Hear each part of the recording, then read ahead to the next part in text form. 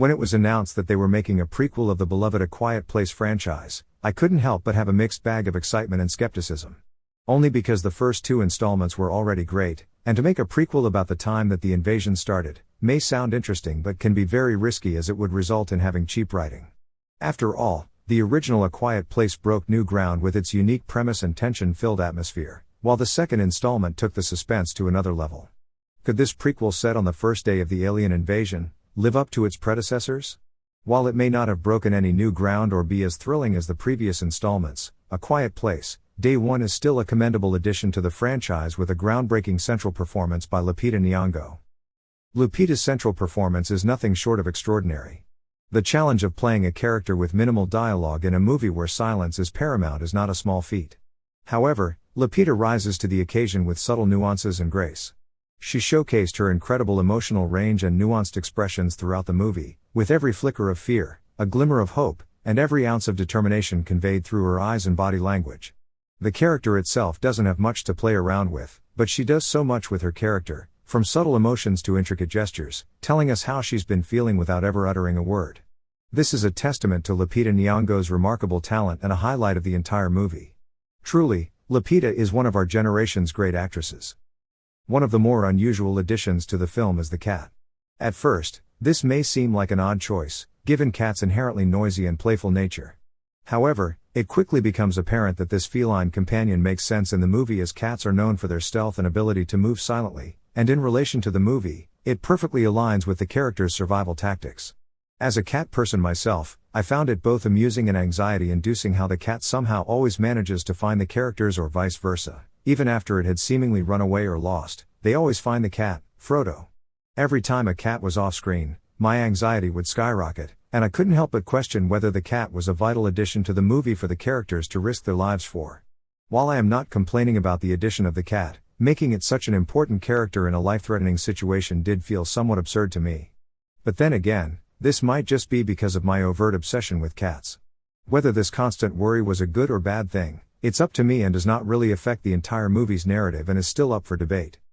While A Quiet Place, Day One may not possess the same thrill and suspense as the two installments, the beauty of this movie is that it does not try to outdo its predecessors. Instead, the movie offers us answers we've all been craving since the beginning. Where did the aliens come from? The first two movies threw us right into a world that's already being ravaged by these sound-sensitive aliens, leaving us wondering about their origins and intentions. This prequel, however, offers a refreshing take by allowing us to experience the chaos and terror of the invasion's onset through the eyes of a new character, Sam, played wonderfully by Lupita. Witnessing the world unravel and succumb to chaos on the first day of the invasion was a thrilling experience, despite the film not being as heart-pounding as the previous installments. Written and directed by Michael Sarnowski, they did an excellent job of capturing the initial shock and confusion of the world, and it was fascinating to see how different the characters reacted to the sudden disruption and upheaval of their lives.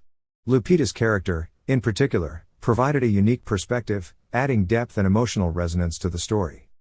On a negative note, the movie does have its drawbacks, especially when it comes to characterization. One notable example is Joseph Quinn's character, Eric, who appears only in the second half of the movie.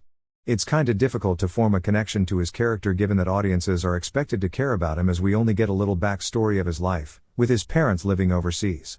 This lack of compelling characterization is a noticeable departure from the first two movies, where we're deeply invested in the family's fates. However, despite this, the performances of Lupita and Joseph remain the backbone of the movie. Lupita's central performance alone is a visual treat for the audiences and could be a masterclass in subtle performance.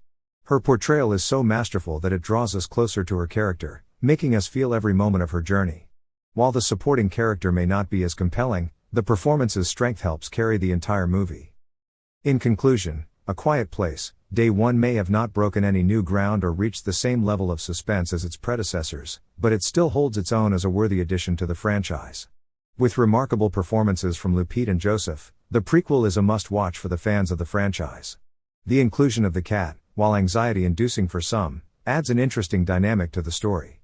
The movie's exploration of the invasion's origins provides the answers we've been seeking, making it a satisfying prequel that enriches the overall story. A Quiet Place, Day One may have its visible flaws, but it's a commendable entry that leaves a long-lasting impression, especially because of the performances.